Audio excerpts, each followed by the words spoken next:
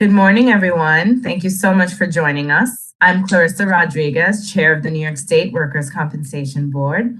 Now, today's meeting is being conducted remotely throughout various locations in New York State, as well as being webcast live for members of the public. Again, welcome, everyone. Board members, please be reminded to state your full name for the record each time you speak. Now, I have the distinct honor of calling the 1011th meeting of the full board to order. Madam Secretary, will you please call attendance? Yes, Chair. Vice Chair Foster. Here. Board Member Higgins. Here. Board Member Lowe. Here. Board Member Williams. Here. Board Member Hall. Here. Board Member Ostley. Here. Board Member Crane. Here. Board Member Stasko. Here. Board Member Taveras. Here. Board Member Caginelli. Here. Board Member Delon. Yeah. Madam Chair, all members are present. Thank you very much, Madam Secretary. Okay, agenda item number 1, approval of the May 17th, 2022 meeting minutes. Now, board members, you've all received a copy of the May 17th, 2022 meeting minutes to review. Are there any questions or need for discussion? Okay, seeing and hearing none, is there a motion to approve the meeting minutes? Yes, Madam Chair, this is Board Member Delon, and I move that the minutes be accepted as presented. Thank you very much, Board Member Delon. Is there a second? Yes, Madam Chair, this is Board Member Linda Hall, and I second that motion. Thank you, Board Member Hall. Is there any opposition? Seeing and hearing none, all in favor, please say aye. Aye. Aye. Aye. Aye. All opposed? Hearing none, I am also a yes. That motion is passed. Thank you, board members. Agenda item 2, Office of General Counsel's Departmental Report. David Wertheim, our Acting Executive Director and General Counsel, will now present the statistical and informational report for May. Thank you, and good morning, Chair, Vice Chair, and board members. Here is a report of adjudicatory activity in May 2022. First, in formal adjudication, there were 18,658 hearings held, 12,338 issues fully resolved at the hearing, with 423 reserved decisions being issued. There were 1,948 finalized approved waiver agreements. In administrative review, there were 1,120 applications received, 1,016 applications were processed, leaving an end-of-month inventory of 4,368. And in full board review, 118 applications were received in May, 106 processed, leaving an end-of-month inventory of 234. That concludes the statistical and informational report. Of course, I would take any questions. Thank you. David, board members, are there any questions or need for discussion? Okay, seeing and hearing none, may I please have a motion to accept the statistical and informational report of the Office of General Counsel? Yes, Madam Chair, this is Board Member Delon, and I move to accept the report by the General Counsel. Thank you, Board Member Delon. Is there a second? Yes, this is Board Member Linda Hall, and I second that motion. Thank you, Board Member Hall. Is there any opposition to the motion? Okay, seeing and hearing none, board members, all in favor, please say aye. Aye. Aye. Thank you. All opposed? Hearing none, I am also a yes. That motion is passed. Thank you. Agenda item 3 are license applications. Hannah Reyes of the Office of Regulatory Affairs and Intergovernmental Affairs will now present the licensing applications. Thank you so much. Good morning, Chair Rodriguez, Vice Chair Foster, board members and colleagues. You have before you the recommendations from the assigned board panel regarding the licensing applications listed in Part 3 of today's agenda. Section 53B, GCG Risk Management, Inc., new qualifying officer, 1 year. Network Adjusters, Inc., 3-year renewal. Section 53D, American Equity Underwriters, Inc., 3-year renewal. Murphy and Bean, TPA, Inc., 3-year renewal. Parker Services, LLC, 3-year renewal. I present these recommendations to the board for your consideration. Thank you very much, Hannah. Board members, are there any questions or need for discussion? Okay, seeing and hearing none, may I please have a motion to accept the recommendations of the panels as presented and identified in items 3 of the agenda? This is Board Member Martin DeLon, and I move to accept the report of the licensing panel. You, Board Member Delon. Is there a second? Yes, this is Board Member Linda Hall, and I second that motion. Board Member Hall. Is there any opposition to the motion? Okay, seeing and hearing none. Board members, all in favor, please say aye. Aye. Aye. All opposed? Hearing none, I am also a yes. That motion is passed. Thank you. Agenda item 4 are legal appeals. David Wertheim will now present the recommendations concerning decisions by the Appellate Division. Thank you again, Chair. On today's agenda are 17 decisions issued by the Appellate Division, 3rd Department, with respect to workers' compensation claims. Of these, 15 board decisions were affirmed, 1 was reversed, and 1 was modified. It is the recommendation of Office of General Counsel that all of the decisions of the court be adopted as the decisions of the board. Thank you. Thank you, David. Board members, may I have a motion to accept the recommendations of the Office of General Counsel? Yes, Madam Chair, this is Board Member DeLon, and I move to accept the report of the General Counsel. Board Member Delon. Is there a second? Yes, this is Board Member Linda Hall, and I second that motion. You, Board Member Hall. Is there any opposition to the motion? Okay, hearing none, all in favor, please say aye. Aye. Aye. You, all opposed? Hearing none, I am also a yes. That motion is passed. Thank you. Agenda item 5, mandatory full board review. 5A, Adams Fairacre Farms, Inc., case number G2458617. Is there a motion with respect to 5A on the agenda? Yes, Madam Chair, this is Board Member Lauren Loban, and I move that the dissenting opinion be adopted as the opinion of the full board. Board Member Loban, is there a second? Yes, Madam Chair. This is Board Member Mark Higgins, and I second the motion. Board Member Higgins. Are there any recusals from this matter? Is there any opposition to the motion? Yes, Madam Chair, there is opposition to this matter. Thank you. Board Member Cacinelli. In light of the opposition, I call upon the Secretary for a roll call vote. Board Member Osili. Yes. Board Member Cacinelli. No.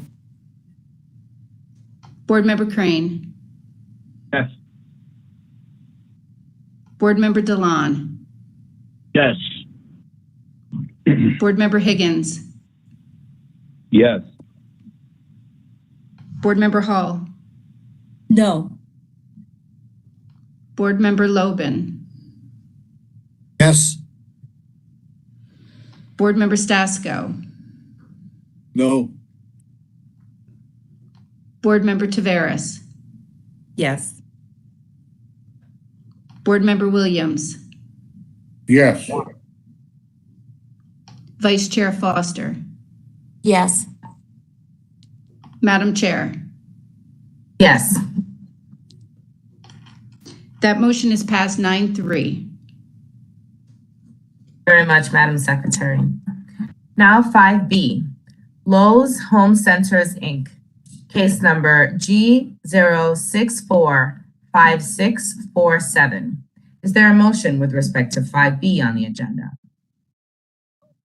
Yes, Madam Chair. This is Board Member Tavares. I move that the board panel's unanimous decision be adopted as a decision of the full board. Thank you, Board Member Tavares. Is there a second?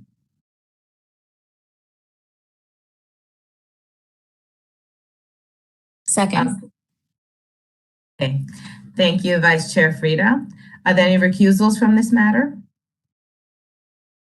Okay, hearing none. Is there any opposition to the motion? Hearing no opposition. All in favor, please say aye. Aye. Aye. All opposed? Hearing none. I am also a yes. That motion is passed. Thank you, board members. 5C, Battery Park City Authority. Case number G2420698. Now, is there a motion with respect to 5C on the agenda? Yes, Madam Chair, this is Board Member Lauren Lowe, and I move that the dissenting opinion be adopted as the opinion of the full board.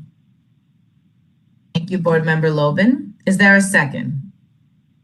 Yes, Madam Chair, this is Board Member Sam Williams, and I second that motion. Board Member Williams. Are there any recusals?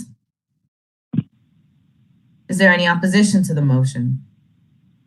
Yes, Madam Chair, this is Board Member Pamela Caginelli, and there is opposition to this motion. Board Member Caginelli. In light of the opposition, I call upon the Secretary for a roll call vote. Board Member Ossoly. Yes. Board Member Caginelli. No. Board Member Crane. Yes. Board Member Delon. Yes. Board Member Higgins. Yes. Board Member Hall. Yes. Board Member Loban. Board Member Loban. Yes. Thank you. Board Member Stasko. Yes. Board Member Tavares. Yes. Board Member Williams. Yes. Vice Chair Foster. Yes. Madam Chair. Yes. That motion is carried 11-1. Thank you, Madam Secretary. Now, agenda item 6, discretionary full board review. I now turn this portion of the agenda over to Vice Chair Foster. Thank you, Madam Chair. For the cases listed in item 6 on your agenda, it's been recommended that full board review be granted. Those cases are 6A, matter of Western New York Developmental Disability Services Office, and 6B, Building Your Dream, Inc. I move to refer the cases back to the respective panels for further consideration. Thank you very much, Vice Chair Foster. Is there a second? Yes, Madam Chair, this is Board Member Linda Hall, and I second that motion. Thank you. Are there any recusals from either of these matters? Hearing none, is there any opposition to the motion? Okay, seeing and hearing none. All of those board members, all in favor, please say aye. Aye. Thank you. All opposed? Seeing and hearing no opposition, I am also a yes. That motion is passed. Thank you. Agenda item 7, is there any other business?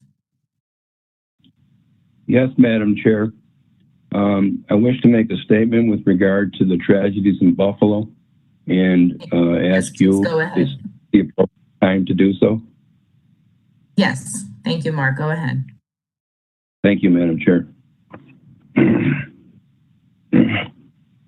1 month ago today, my city changed forever. That was the day a deranged misguided, and unguided young man drove over 200 miles with the self-expressed plan to kill as many Black people as possible. He chose Tops Market on Jefferson Avenue in the Fruit Belt section of my city. The neighborhood is known for backyard urban farming, but the moniker comes from the name of the streets along Jefferson Avenue: Orange Street, Grape Street, Lemon Street, and so on. The assault began around 2:30 p.m. Aaron Salter, the armed security guard on duty, with no hesitation, took a shot at the shooter. He slowed the shooter, who was wearing body armor. The shooter returned fire, killing Aaron Salter instantly. Salter was a retired Buffalo police officer. The Buffalo police arrived on the scene in less than 2 minutes. They apprehended the shooter immediately. The shooter was unharmed. No police responders were hurt. Without Aaron Salter and the speedy response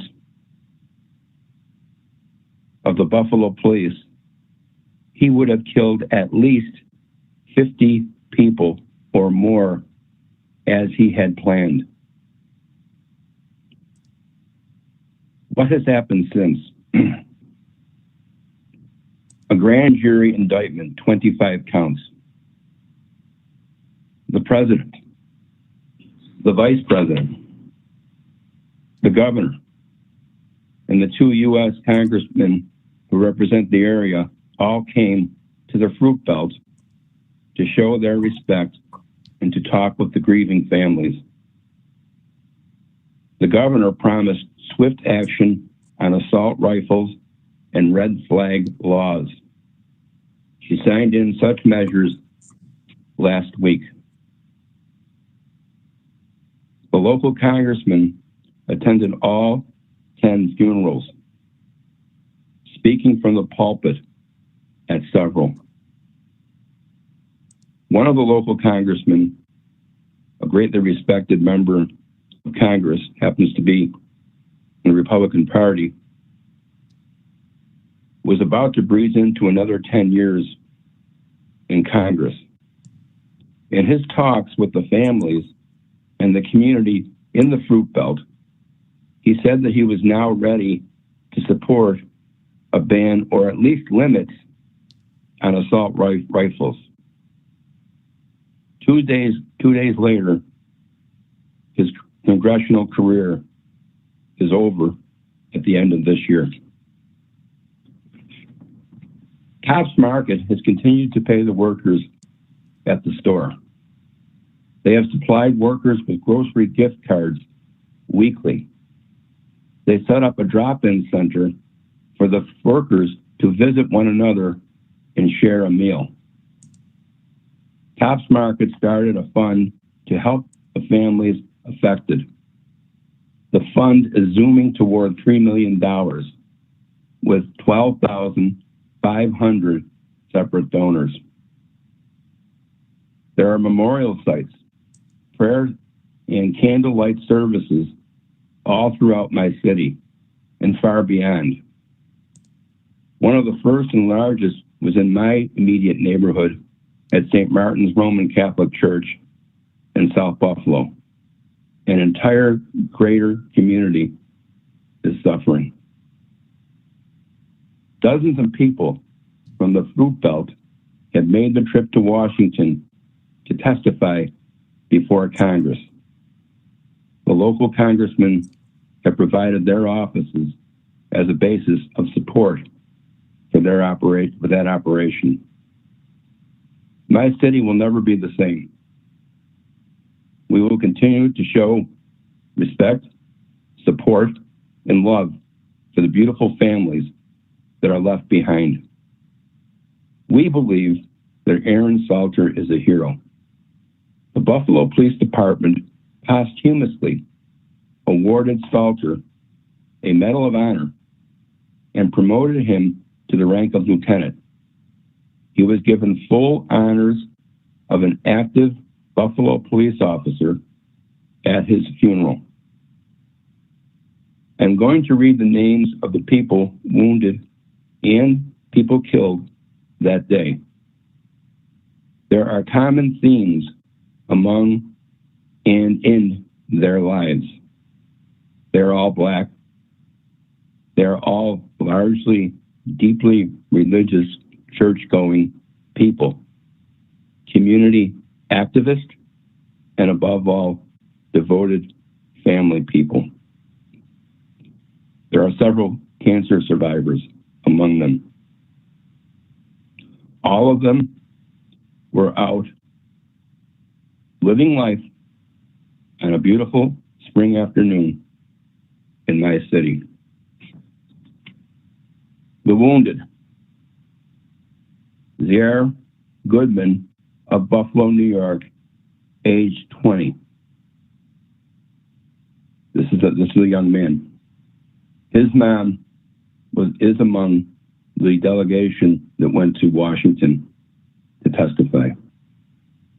Jennifer Warrington of Tonawanda, New York, age 50, treated and released from Erie County Medical Center. Christopher Braden of Lackawanna, New York, age 55, still hospitalized. Let's pray and hope that all three of these people recover fully, physically, emotionally, and mentally. Turning now to the people that were killed. Roberta A. Drury of Buffalo, New York, age 32.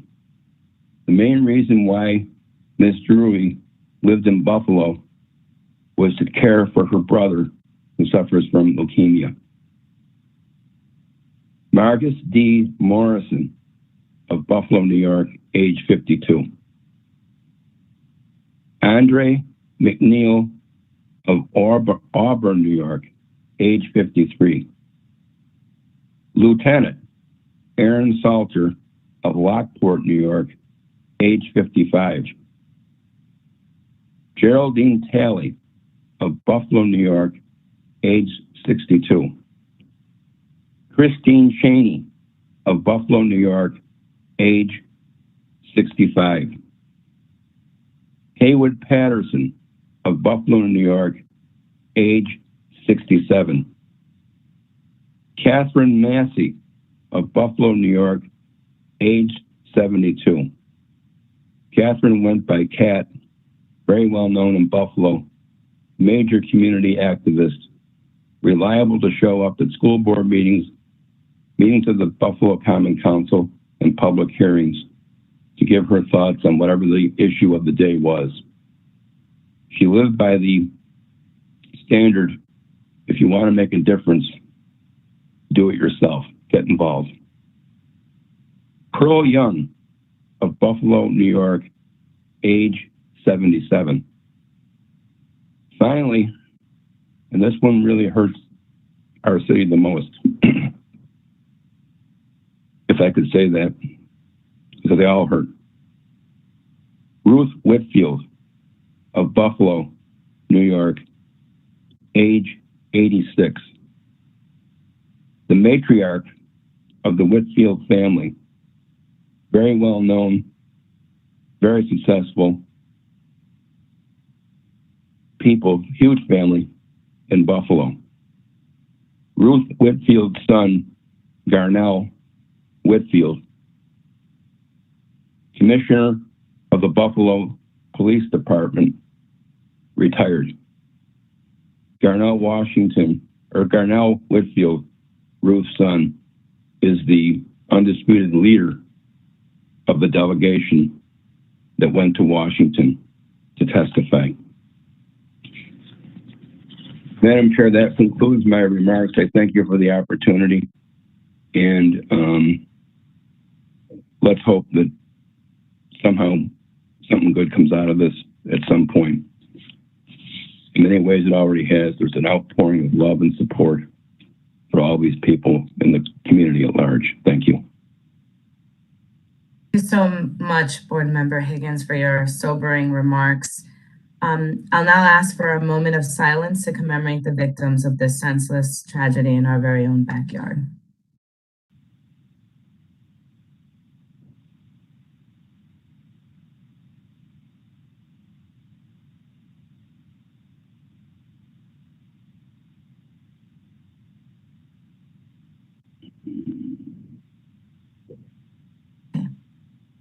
Thank you, everyone. Now for the next item on our agenda, our guest speaker, Neil Gilbert, who's the board's advocate for business. Now, Neil Gilbert has significant experience in the private sector. Mr. Gilbert comes from the hospitality industry, where he spent 20 years running a major Catskills resort, managing 300 employees and a multi-million-dollar budget. He also has background in government service as a former Sullivan County clerk, as a member of the Fallsburg Town Council, and as a trustee of the Fallsburg Central School District. Mr. Gilbert was on the board of directors for CASA, Court-Appointed Special Advocate for Children. Mr. Gilbert was subsequently appointed by the governor to serve as the business ambassador / advocate for business for the New York State Workers' Compensation Board. In this capacity, Mr. Gilbert addresses employers' concerns regarding the workers' compensation system in New York State and helps develop policies to address those concerns. Welcome, Neil. Thank you for being here. Thank you, Chair Rodriguez, Vice Chair Foster, Madam Secretary, and board members. Thank you for having me here today to speak to you about my office, the Office of the Advocate for Business. The office was created out of legislation, excuse me, to give employers in New York State one place to reach out to get their concerns addressed here at the board. I was appointed back in 2008, and at that time it was just me. And fortunately for me, there was a fellow here at the board named Steve Carbone, who had been doing outreach and reaching out to the employer community. And for about a year, I attached myself to him so I could learn what I needed to learn in order to help employers. He was doing outreach, excuse me, outreach presentations. And I noticed that he was able to do presentations to organizations in a manner, taking workers' compensation insurance situations and making them interesting. And people would listen. So I kind of tried to model myself after that. At the time that I was appointed also, there was in the office the late Ed Ruff, who was the advocate for injured workers, and he welcomed me in. And we worked together for probably 11 years, 12 years, but together, it was just him and I. And we would do presentations together and work together. And at the same time, ironically, in the public information office, there was Joe Cavalcante, who's now the advocate for injured workers, and he assisted us, both Ed and I, in preparing the materials we needed to go out on the road with, because we didn't know how to do it. And so the three of us really created that office. And I did that for about a year. And then I started to get contacted by other agencies to be part of like a 3-agency presentation: IRS, tax and finance, workers' comp. So I started to travel the state more. I had a pretty good understanding of what I needed to know. And then I was approached and became a member of a panel that the former Governor Cuomo put together, where I, along with about 6 other agencies, toured with the Deputy Secretary for Human Rights. We traveled probably 17 places around the state, 17 sites, and did presentations. And they generated more interest in my doing presentations because we've done so many. We started to get contacted. At that point, it had still been just me. and I was taking calls on a daily basis, trying to find places to speak to, doing those presentations. And so somebody came and was added to my office. Nicole, an administrative assistant, was added to my office, and she had a good deal of knowledge with compliance issues. So she would take the calls, and she's still with me today, and she's as good today as she was back then. She treats everybody professionally. She has a great understanding of what they need to know. When people call us, they're upset, they're worried, and she treats everybody like it's the first time she's ever heard the problem. She's not callous to it. She gives them the information that they need and works with them to resolve their problems. Fast forward to Chair Rodriguez now being the chairman of the board, who I report to, and we had a shared interest in enlarging this office because we realized that outreach is a key element of the success of the office. So we added another person, Walt, who has a specialty in code enforcement. We also train code enforcement officers as part of the Department of State program because they're responsible prior to issuing any permit. They have to check for acceptable proof of workers' comp or acceptable proof that it's not required. And there's some criteria that's required and knowledge that's required to do that. So Walt actually travels the state and prior to COVID, travels the state. Now it's done virtually. And he could have, 50, 60 people at a meeting. And just as important as training them is he's now a resource for them. When a builder goes into a code enforcement office in Buffalo and tells the code enforcement officer that he's doing it improperly, they get Walt on the phone right there. And Walt puts an end to it, and they have to follow the law. And he also does presentations across the state. And hopefully, when COVID settles down, we'll all be doing far more presentations. And in that vein, we also added to my office Deb, who is an outreach specialist and a networking specialist. And if we ever do get COVID under control and we are back doing in-person presentations, I'm going to be very, very busy because the opportunities that she gets are endless, and she does a great job doing it. She also does tabling. She'll go to small business expos and be at a table, and she can direct people to the proper resources here at the board. Going back to Ed and I, we were in charge of the board's participation at the New York State Fair for many years. And we had this little tabletop exhibit that we unfolded, and we put it out there on top of our tablecloth, and we had some of the materials that Joe had created. That was what we had. Now we have a communications department here at the board, and they have, graphic artists, and they have created a really good image for the board. And Kim, can you show them? So this is the kind of presentation that we have now, as opposed to the little pop-up thing that Ed and I used to use. You can see that we're far more professional than we ever were before.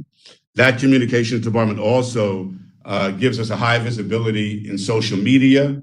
And I actually do, and Joe does, we do monthly webinars on what business owners need to know and what injured workers need to know. That's good, Kim. And so some of the outreach that we do, I'll do presentations to chambers of commerce. There's something called small business development centers here in New York. There are 25 development centers here. I haven't hit all of them, but what I decided to do was train the trainers, because these small business development work there. I trained them in one fell swoop. In one virtual meeting, I trained all 25. They now have a basic understanding of what to tell these potential business owners when they come in. And if they don't know the answer, they know that my office exists and to get them to me.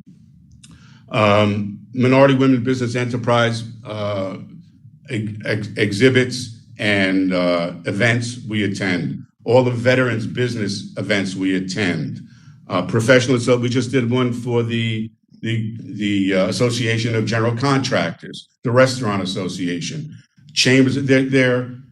It's far too many for me to mention, and the outreach opportunities are really endless. And as I said before, Deb is doing a great job on getting to them. Some of the types of examples of situations that we help people with, penalties. 80% of the time, 80% of the calls we get are employees that have penalties, and where it's warranted, we can help reduce those penalties by working with our penalty collection unit here and our compliance unit. A couple of real life situations that occurred. When I first came to the board, I got a call from a company down in Poughkeepsie that took old farm. They had a mill and they had a sales office that were about 5 miles apart. The insurance carrier was charging premium on everybody the same at the highest rate, as if everybody was working on a saw. I was brand new and I didn't know that I wasn't supposed to do this, but I got in my car and I drove there and I saw the difference. So I got back to the people at the carrier. They didn't want to budge on it, but I got to the rating board and they put their foot down and the premium was changed, which was significant. Another one that I did recently, a couple of years ago, I was doing a presentation actually in a barn to the Westchester Agricultural Society. And after the presentation, the gentleman came up to me and said that he was in the horse boarding business and he'd had the same carrier for many years. Carrier decided not to write it anymore. And he went to a new carrier, and the new carrier changed the classification code by which the premium is largely affected. And it doubled his premium, which was life-changing and almost business-ending. And he said he reached out to the carrier, they wouldn't budge on it. And this was one that took me several months, but working with the rating board, they went back to the original class code. And when I tell you this, the payroll was over $1 million. So you can imagine how the premium was affected. And that was really a significant save for the office.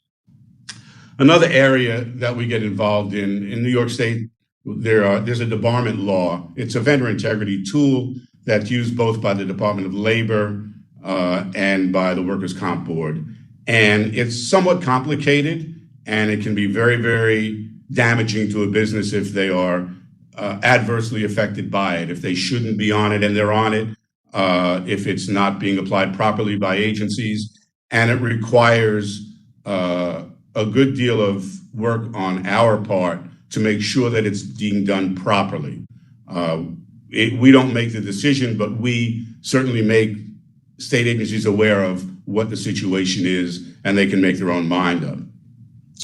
And also we get executive correspondence. We get it down from our executive office. Elected officials reach out to us to help their constituents. We will do so quickly, get back to them and let them know what we've done, and then they've helped their constituent. At that, I think that's about all I have to say. If you'd like to ask any questions, I'm more than willing to answer.